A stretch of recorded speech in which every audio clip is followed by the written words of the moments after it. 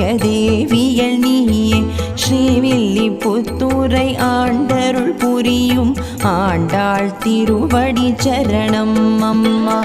பெரியாள் வாரின்ற பெண் பிள்ளை உமையே நாளும் போற்றி பணிவோம் உமையே. இருளையகற்றும் சுடரொளியாகிய கோதையை உம்மை வணங்கிடுவோமே.